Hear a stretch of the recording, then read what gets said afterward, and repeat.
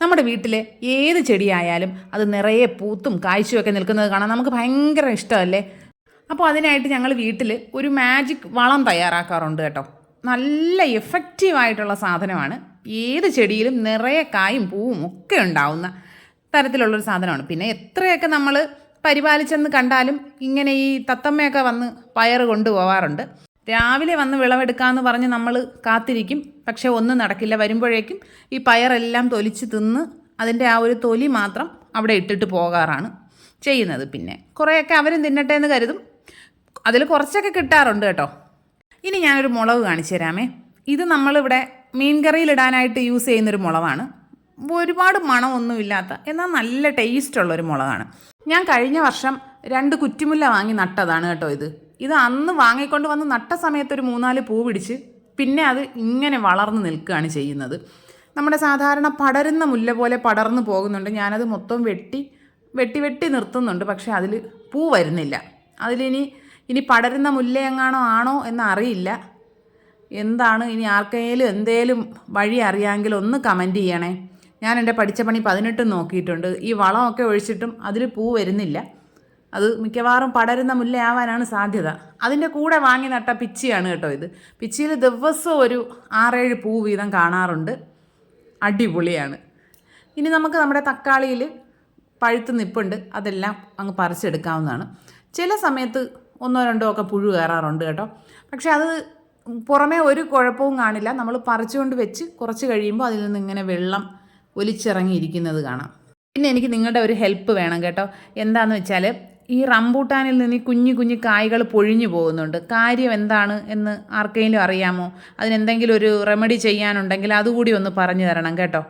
ഇനി നമുക്ക് നമ്മുടെ മാജിക് വളം, നമ്മുടെ ജൈവ സ്ലറി ഉണ്ടാക്കുന്നത് എങ്ങനെയാണെന്ന് കണ്ടാലോ. ഇതിപ്പോൾ 2 ബക്കറ്റിലാണ് ചെയ്യുന്നത്. നിങ്ങളുടെ വീട്ടിലെ ചെടികൾ എത്രത്തോളം ഉണ്ടോ അതിനനുസരിച്ചിട്ട് വേണം തയ്യാറാക്കിയെടുക്കാൻ.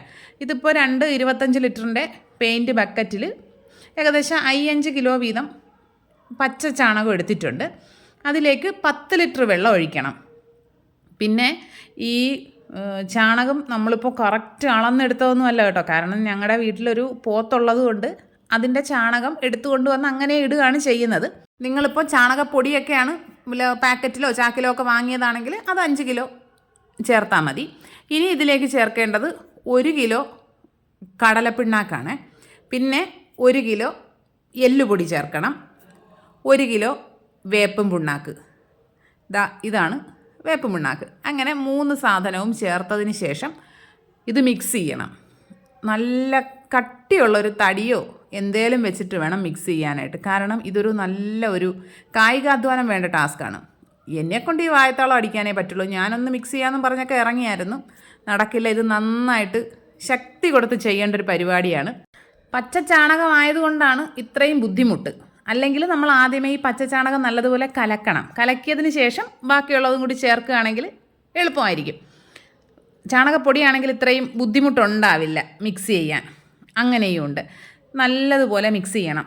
ഒരു സൈഡിലേക്ക് മാത്രം, അല്ലാണ്ട് കഞ്ഞി ഇളക്കും പോലെ ഇട്ട് അങ്ങോട്ടും ഇങ്ങോട്ടും ഇട്ട് ഇളക്കാൻ പാടില്ല. ക്ലോക്ക് വൈസ് മാത്രമേ മിക്സ് ചെയ്യാൻ പാടുള്ളൂ. ക്ലോക്ക് വൈസ് മിക്സ് ചെയ്തതിന് ശേഷം അടച്ചു വയ്ക്കുക. അടച്ചു വെച്ച് ഒരു ബക്കറ്റ് അടച്ച് മാറ്റിയിട്ടുണ്ട്. ഇനി അടുത്തത് ഇതുപോലെ മിക്സ് ചെയ്യുന്നുണ്ട്. സ്ലറി നല്ലതുപോലെ മിക്സ് ചെയ്ത് എല്ലാം നല്ലതുപോലെ കലങ്ങിയെന്ന് ഉറപ്പാക്കിയതിന് ശേഷം നമുക്കിത് അടച്ചു വയ്ക്കാം. അടച്ചു വെച്ചിട്ട് പിറ്റേ ദിവസം മുതൽ രാവിലെയോ വൈകിട്ടോ എപ്പോഴേലും തുറന്നിട്ട് ക്ലോക്ക് വൈസിൽ നല്ലതുപോലെ മിക്സ് ചെയ്യണം.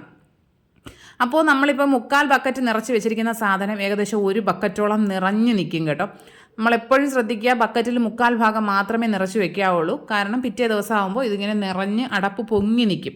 ചില സമയത്ത് ഇതിങ്ങനെ നിറഞ്ഞ് സൈഡിൽ കൂടിയൊക്കെ ഇങ്ങനെ ഒലിച്ചിറങ്ങിയിരിക്കാറുണ്ട്. അപ്പോൾ നമ്മൾ എന്ത് ചെയ്യണം, ഇതിനെ ഏതെങ്കിലും ഒരു തെങ്ങിൻ്റെ ചുവട്ടിലോ മറ്റോ എടുത്ത് വെക്കുകയാണെങ്കിൽ ആ വളം അവിടെ ഇങ്ങനെ ഒലിച്ചിറങ്ങി ഇരുന്നോളും. വേറെ കുഴപ്പമൊന്നുമില്ല. നമ്മുടെ മുന്തിരിയിൽ കുറേ കൂടിയൊക്കെ പൂ വന്ന് അത് നല്ല കായ്കളായി നിൽപ്പുണ്ട്. ഇതുവരെ ഒന്നും പഴുത്തിട്ടില്ല. പഴുത്ത് കഴിയുമ്പോൾ ഞാൻ കാണിച്ചു തരാം കേട്ടോ. ഇപ്പോൾ നിറയെ മുന്തിരിങ്ങ പിടിച്ച് കിടപ്പുണ്ട്. ഇതുപോലെ കൊലയായിട്ട് ഒരുപാട് കിടപ്പുണ്ട്. അപ്പോൾ നമുക്കിതാ പിറ്റേ ദിവസം വൈകുന്നേരമാണ് കേട്ടോ മിക്സ് ചെയ്യുന്നത്. പക്ഷേ ഈ സമയത്തുള്ള ആ ഒരു സ്മെല്ലുണ്ടല്ലോ, സഹിക്കാൻ പറ്റില്ല. അത്രയും ഭയങ്കരമായൊരു സ്മെല്ലാണ്. അപ്പോൾ നമ്മളൊരു മാസ്കോ എന്തെങ്കിലുമൊക്കെ വെച്ചിട്ട് വേണം മിക്സ് ചെയ്യാനായിട്ട്. മിക്സ് ചെയ്യുമ്പോൾ ആദ്യം ബക്കറ്റ് നിറഞ്ഞിരിക്കുന്ന സാധനം മിക്സ് ചെയ്ത് വരുമ്പോൾ അതങ്ങ് താന്ന് പൊയ്ക്കോളും. നമുക്കിതുപോലെ 2 ബക്കറ്റും നല്ലതുപോലെ മിക്സ് ചെയ്യണം. അടിയിൽ ഏറ്റവും താഴ്ഭാഗത്ത് തട്ടുന്ന രീതിയിൽ വേണം മിക്സ് ചെയ്തെടുക്കാനായിട്ട്. ഇനി നമുക്കിതിനെ വീണ്ടും അടച്ച് മാറ്റി വയ്ക്കാം. ഇനി പിറ്റേ ദിവസവും ഇതുപോലെ തന്നെ ചെയ്യണം. ഇങ്ങനെ 7 ദിവസം മിക്സ് ചെയ്ത് കഴിയുമ്പോഴാണ് നമ്മുടെ സ്ലറി റെഡിയായി കിട്ടുന്നത്. സ്ലറി ഇപ്പോൾ മിക്സ് ചെയ്യുന്നത് ഞാൻ കാണിക്കുമ്പോൾ എളുപ്പത്തിൽ ചെയ്യുന്നത് പോലെ തോന്നുന്നില്ലേ? പക്ഷേ ഞാനത് സ്പീഡ് കൂട്ടി കാണിക്കുന്നതാണ് കേട്ടോ. ഇത്ര എളുപ്പമൊന്നും അല്ല. 7 ദിവസത്തിന് ശേഷം എന്താ നമ്മുടെ സ്ലറി ഇപ്പോൾ റെഡി ആയിട്ടുണ്ട്. നമുക്കിതിനെ നല്ലതുപോലെ ഒന്നുകൂടി ഇളക്കി യോജിപ്പിച്ചിട്ട് ചെടികൾക്ക് ഒഴിക്കാനായിട്ട് തുടങ്ങാം. ഇതുപോലെ 1 ലിറ്റർ സ്ലറി എടുത്ത് 10 ലിറ്റർ വെള്ളത്തിലേക്ക് ഒഴിച്ചതിന് ശേഷം നല്ലതുപോലെ മിക്സ് ചെയ്യണം. മിക്സ് ചെയ്തതിന് ശേഷം നമുക്ക് ചെടികൾക്ക് ഒഴിച്ചു കൊടുക്കാം. നിങ്ങളുടെ ചെടികളുടെ സൈസിനനുസരിച്ച് വേണം ഒഴിച്ചു കൊടുക്കാനായിട്ട്. ഇത് ചെറിയ ചട്ടിയിലോ ഗ്രോ ബാഗിലോ ഒക്കെ നിൽക്കുന്ന മുളകുകൾക്കൊക്കെ ആണെങ്കിൽ കുറേശ്ശെ ഒഴിച്ചു കൊടുക്കാൻ പാടുള്ളൂ. അല്ലാതെ നമ്മുടെ വാഴ, തെങ്ങ് അങ്ങനെയുള്ള സാധനങ്ങൾക്കെല്ലാം ഇതുപോലെ ഓരോ ബക്കറ്റ് വീതം ഒഴിച്ചു കൊടുക്കാവുന്നതാണ് കേട്ടോ. ഇങ്ങനെയൊക്കെ ഒഴിച്ച് നമ്മൾ പരിപോഷിപ്പിച്ച് വളർത്തിയാലും പന്നിയുടെ ശല്യം ഭയങ്കരമാണ് കേട്ടോ. ഈ തെങ്ങ് കണ്ടോ നല്ലതുപോലെ വളർന്ന് നിൽക്കുമായിരുന്നു. ഒരു ദിവസം രാവിലെ എഴുന്നേറ്റ് നോക്കിയപ്പോൾ അതെല്ലാം കൂടി കുത്തിമറിച്ച് തറയിലിട്ടിട്ടുണ്ട്. പിന്നെ വീണ്ടും ഒന്നേന്ന് നട്ട് വെച്ച സാധനമാണിത്. പിന്നെ ഇപ്പോൾ ഒരു തണ്ണിമത്തനൊക്കെ വളർന്ന് വരുന്നുണ്ട്. പക്ഷേ തണ്ണിമത്തൻ കിട്ടുമെന്നുള്ളതിൽ ഒരു ഉറപ്പുമില്ല. കാരണം അതും ചെറുതായിട്ടൊന്ന് അതിനകം ചുമന്നൊക്കെ തുടങ്ങുമ്പോൾ തന്നെ പന്നി വന്ന് കുത്തിമറിച്ച് കൊണ്ടുപോകാറുണ്ട്. കഴിഞ്ഞ വർഷം ഒരു 7-8 തണ്ണിമത്തനോളം പിടിച്ചിട്ടുണ്ടായിരുന്നു. അതിലൊരു 3-4 എണ്ണം മാത്രമാണ് നമുക്ക് കിട്ടിയത്. ബാക്കി മൊത്തം പന്നി വന്ന് നശിപ്പിച്ചിട്ട് പോകും. ചക്ക വരെ വന്ന് കുത്തിയിട്ട് കൊണ്ടുപോകും. ചില ചെറിയ ചക്കകൾ വരെ എന്തോ ദേഷ്യമുള്ളതുപോലെ കുത്തി തകർത്തിട്ടിട്ട് പോകാറുമുണ്ട്.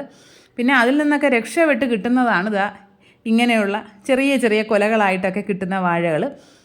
ഏത്തവാഴയുടെ കന്നുകൾ മാത്രമാണ് ഈ പന്നി നശിപ്പിക്കാറുള്ളത്. ബാക്കിയുള്ള കന്നുകളൊന്നും അങ്ങനെ ഉപദ്രവിക്കുന്നതായിട്ട് കണ്ടിട്ടില്ല. നമ്മുടെ റോബസ്റ്റയോ ഞാലിപ്പൂവനോ അങ്ങനെയുള്ളതൊന്നും ഉപദ്രവിക്കാറില്ല.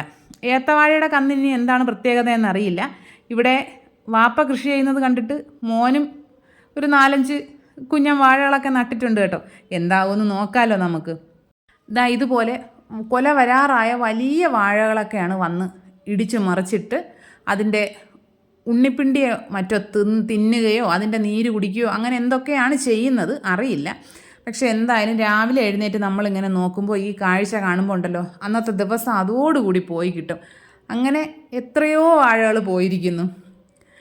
അപ്പോൾ ഇതൊക്കെയാണ് ഇന്നത്തെ വിശേഷങ്ങൾ. വീഡിയോ ഇഷ്ടപ്പെട്ടെങ്കിൽ ലൈക്ക് ചെയ്യുക. ജൈവ സ്ലറി എന്തായാലും ഒന്ന് തയ്യാറാക്കി നോക്കണം. അടിപൊളി എഫക്റ്റീവായൊരു സാധനമാണ്, നല്ല വളമാണ്. വീഡിയോ ഇഷ്ടപ്പെട്ട് കഴിഞ്ഞാൽ ലൈക്ക് ചെയ്യുക, കമൻറ്റ് ചെയ്യുക, ഷെയർ ചെയ്യുക, ചാനൽ സബ്സ്ക്രൈബ് ചെയ്യുക. ഇനി നമുക്ക് മറ്റൊരു വീഡിയോ ആയിട്ട് ഉടനെ തന്നെ കാണാം. അതുവരെ ബൈ.